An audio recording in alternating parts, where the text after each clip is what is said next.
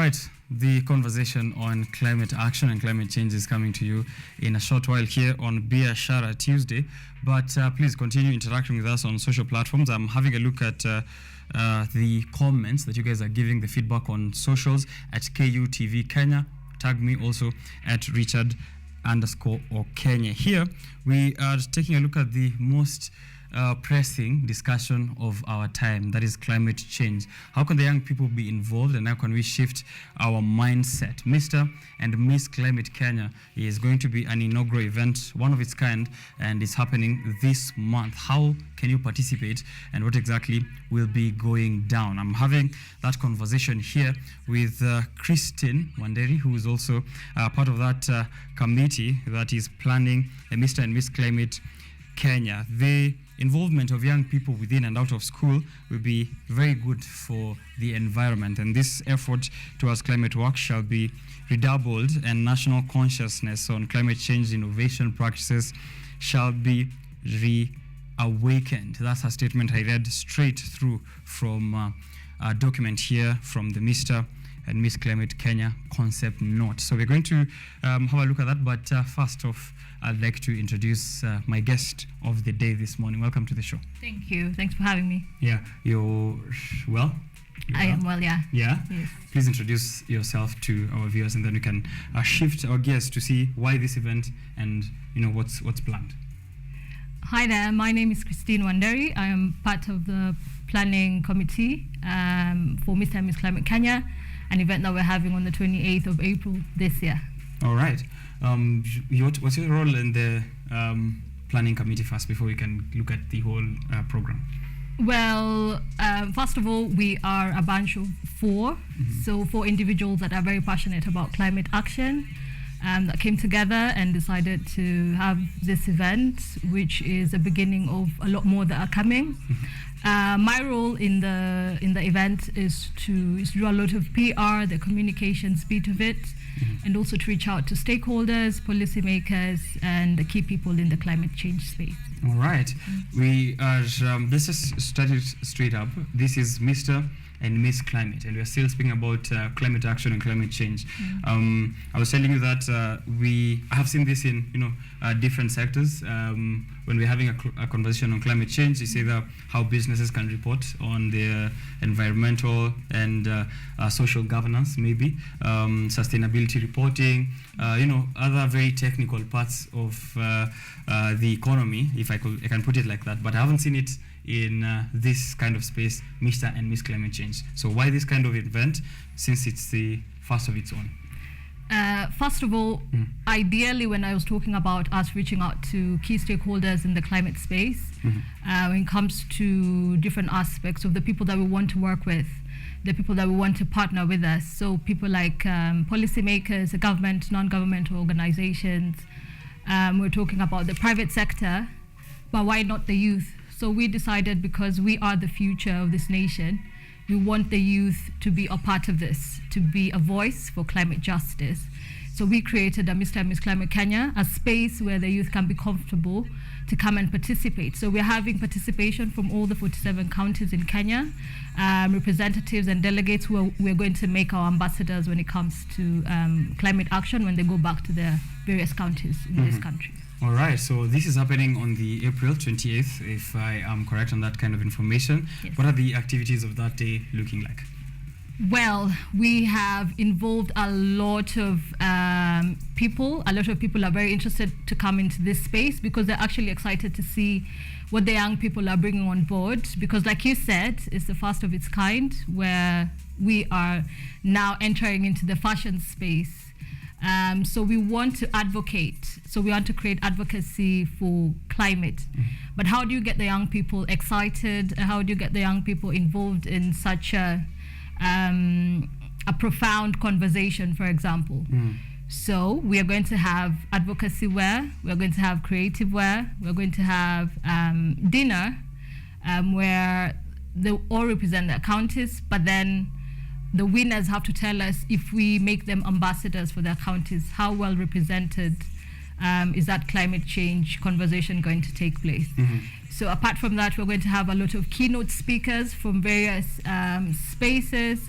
We have a lot of partners, even from the international space, that have regional offices in our country, Nairobi, who are going to come and showcase what it is that they do for climate change and such. So it's going to be a lot of exciting activities. A lot of exhibitors are going to come from different organizations to come showcase what it is they do.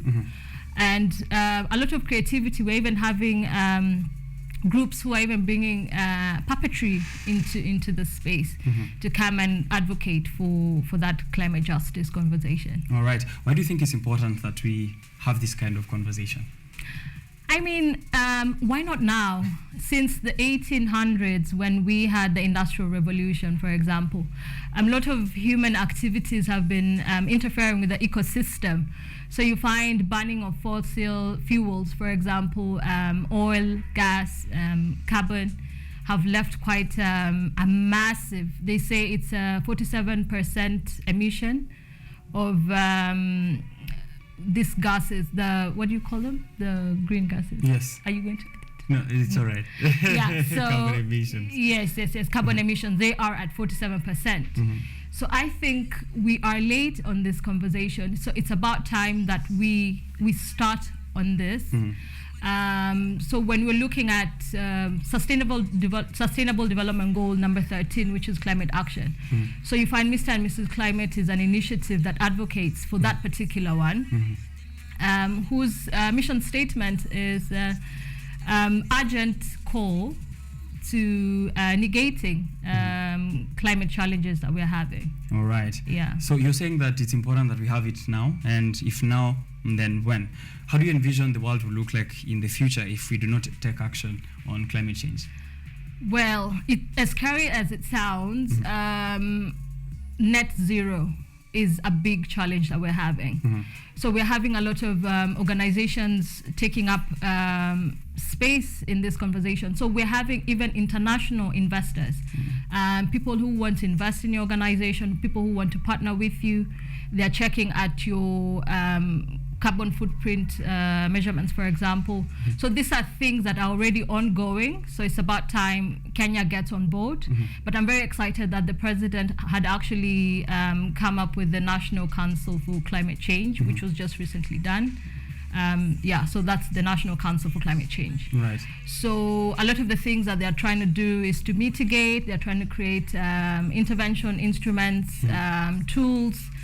So this is a very broad conversation. I'm even hearing that they want to integrate it into the CBC program. So I think that's very timely, and I think we're in the right space. Right. Yeah. We have moved the conversation on climate action and climate change from the political space, and I think for a long time we've seen it's only leaders meeting up at COP and and other forums to discuss climate action. But now we have reduced this to an individual level where you can take care of your carbon footprint and take a look at how you're also contributing to living more sustainably.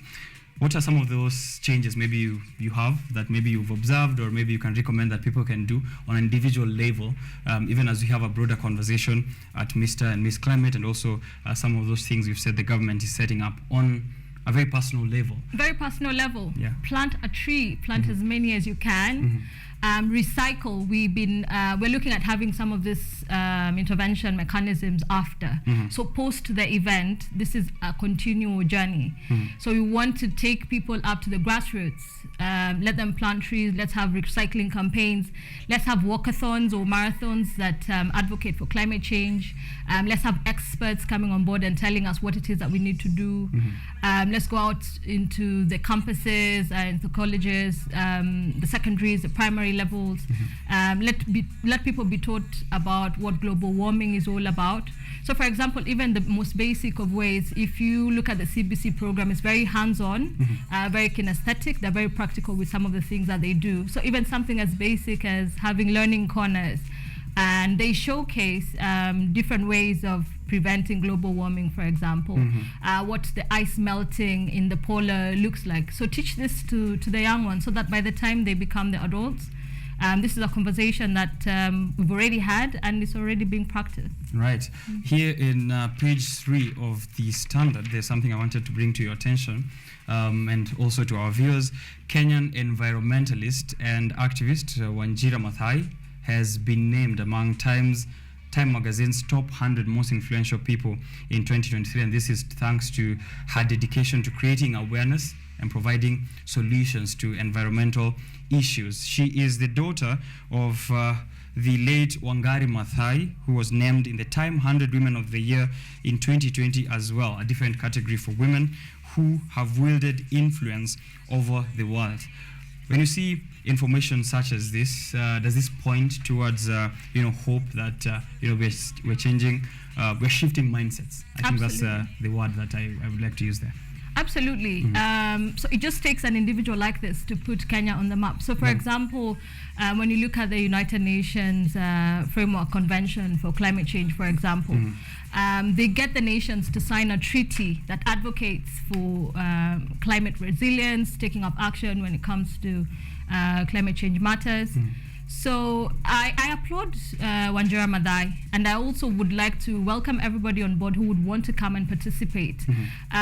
We are trying to also reach out to some of our leaders, for example, in the National Council of Climate Change, to come and embrace such an event where young people are involved, to come and participate.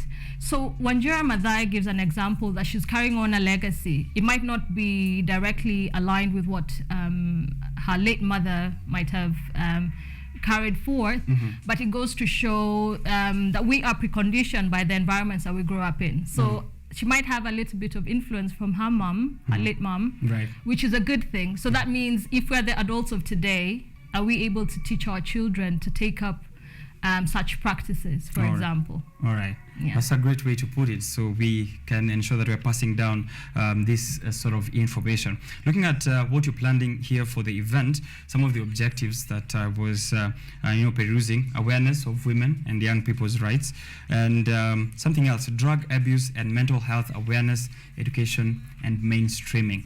Talk to me about these two objectives: the women and young people's rights, and drug abuse and mental health awareness. Right. So when it comes to women and young people's rights, there's so much that we can talk about. It's quite a broad subject.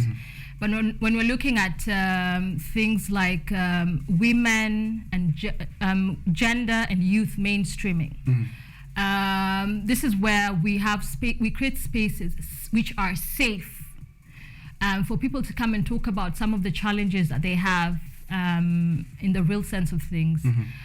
We are creating spaces. So for example, when just the other day I saw a group of youth that were cycling from Meru County all the way to Nairobi advocating for mental health.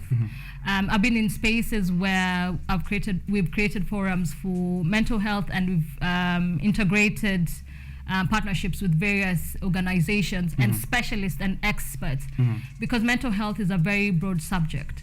So when we have spaces like Mr. and Miss Climate Kenya, and we have youth representation from all the counties, so you see some of the marginalized communities that are from the far end of Kenya, places we've never even heard about, coming to a space like this, where we can bring experts and they can be talked to about some of the challenges that they face. Because trust me, the kind of challenges somebody in Marsabit, Isiolo are not the same challenges that your youth might be facing in Nairobi or Mombasa, etc. Yes. So how is this tied with the climate crisis? So the climate crisis, like I said, when we create spaces like this, and we are bringing, for example, I'll give a very good example. We are partnering with an organization called HEVOS. And HEVOS, they're very big on diversity, inclusion, and equality. So when we bring experts like those, they come and have such conversations. They'll be showcasing on our screens what it is that they do, and how important the existence of such international organizations in our regional spaces are. So then the youth can reach out, youth with mental health issues, with other issues, can reach out to such experts, can seek guidance, can seek help without necessarily being castigated.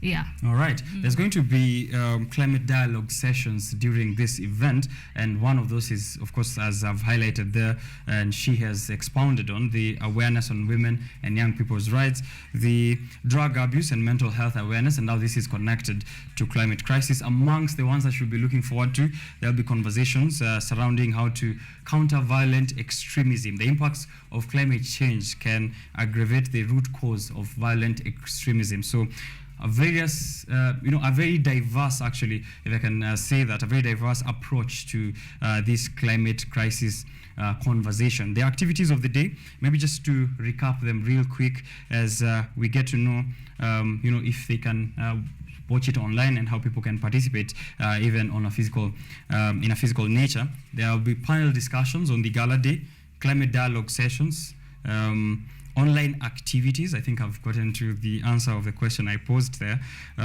but you can expound more. Exhibitions of creative merchandise, modeling, and media outreach. So for the people who want to participate, physical and online, how is that going to happen? Physically, you can go to MOOC. You look for Mr. and Miss Climate Kenya. We are selling tickets, VIP and regular tickets. We still have some spaces. If you want to showcase what it is that your organization does, whether it's creating industrial things, recyclable material, etc., you can come and grab yourself a booth space. We'll also be live on social media, and also we are partnering with a few media houses so that we can go live as well, so people can watch us from home. All right, so look forward to that. It's happening on the 28th of April, 2023. Put it in your calendars and grab yourself a ticket from mooc.com. And also, if you can follow them on social media, are there handles that we can get to know? Social media handles, yes. If that's okay, I'll share them with you, and then perhaps we can stream from your space. All right, no problem. Sure thing. Now, finally, a call to action for us to engage in a dialogue on climate crisis as a society, and also more specific to Kenya and the youth, because we're trying to shift their mindset, as we said earlier on. So this is your chance to implore them to join this conversation. Thank you. A study by UNITAR, that is the United Nations Training and Research Institute, showed when it comes to matters climate crisis, people who are marginalized, women, youth, and children are actually exposed to a lot of extreme conditions. You've seen in our TV stations a lot of conversations around bandits fighting for land, cattle, etc. So it goes to show that people are actually at a very extreme stage where they're looking for any means of survival. So people are maimed, people are killed, people are, societies are really fragmented because of the competition that there is towards a means of survival, whether it's food, animals, what have you. So it's about time that we be part of this conversation. Let's participate one way or another, so we ensure that we have enough resources, we ensure that women, children, and the youth who are the most vulnerable do not have to go through a lot of this. So for example, if the people who are coming, the youth representatives who are coming from those parts of Kenya where there's extreme poverty and extreme lack of provision, whether it's meals, etc., we can give you ways of mitigating, we can give you intervention tools. So what we'll be doing is join us. We'll be doing a lot of boot camps. You'll be sent out back to your communities. We'll be doing a lot of training programs for these young people and whoever else wants to participate. So when you go back to your community, you're an ambassador. And we have to make sure that this doesn't end here after the 28th of April. So join us, show us what it is that you can do to contribute towards the climate crisis that this country, the rest of Africa, and the rest of the world is having. So it's very important for us to be part of this conversation. All right, thank you very much there, Christine. And just to bring up more information after I read that piece on the Standard, where Wanjira Maathai, a Kenyan environmentalist and daughter to the late Wangari Maathai, who was named here among the Time Magazine's 100 most influential people of 2023, and this is towards that effort for mitigating climate crisis. More of this good news or information of recognition. Climate and environmental activist Elizabeth Wathuti has been honored with an Amnesty International Chair Award, and this is for her significant contribution to human rights worldwide, and of course focusing especially on climate and the environmental space. So the award was offered in Belgium, and she's also provided some of those projects that she's engaged in, and of course how you can get to be a part of if you're in Kenya, and also if you want to participate. For Mr. and Miss Climate, which we just gave a very detailed discussion on, you can participate if you're a brand, and if you want to attend also, that's open for you on the 28th of April. This is the last chance for you to take a look at that image on the screen that we've provided for you, all the details on what is happening, the theme of the day there, and of course more information on the contact details that you can reach out to on email addresses for you to participate in whatever capacity. So that is happening at the end of the month, which means in May, when we're back on the show, the first show after, we'll ask you guys, any of you who attended, and tell us how that went down for you. Thank you very much, Christine, for creating time for us this morning. Thanks for having me. All right, Biashara Tuesday takes a break, but I'll be back to read the feedback that you guys are sending so far and then continue with more conversations, so don't go too far.